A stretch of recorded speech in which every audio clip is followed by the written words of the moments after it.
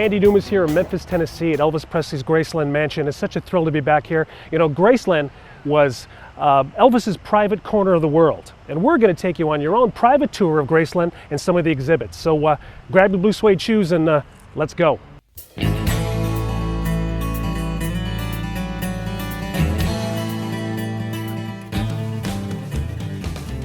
I actually am the director of archives, so that means I've got the best job here because I get paid to play with Elvis's stuff.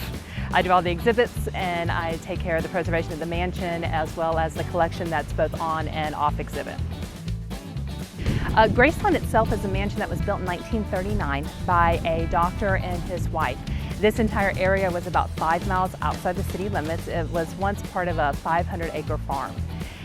The Moores who built the home named it Graceland in honor of Mrs. Moore's great-aunt Grace.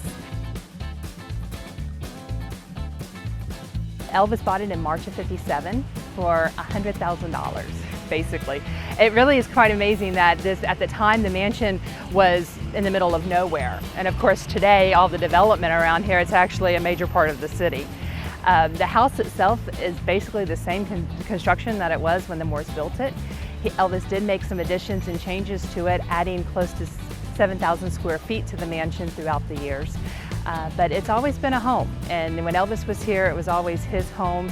Anybody was welcome to come in and spend time here, and Elvis was Graceland's first tour guide. He was always very proud of his house, but he also wanted to make it a point that it was a place that he lived. And as you go through the house, you can feel that. You know, you can see Elvis sitting on the sofa, you know, watching TV or kicked up playing the guitar somewhere in the mansion, and it's very livable.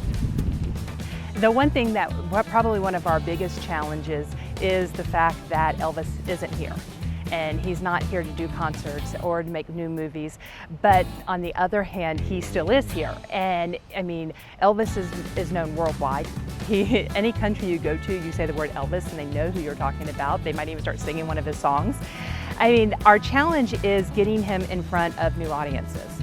Once we put Elvis on screen in front of a new audience, then that's it. But the good thing is that our visitorship here at Graceland, over about 32% of our visitors are under the age of 35. So we are opening up those doors to a new generation, and kids that, you know, were not even here when Elvis was alive are finding Elvis's music very intriguing.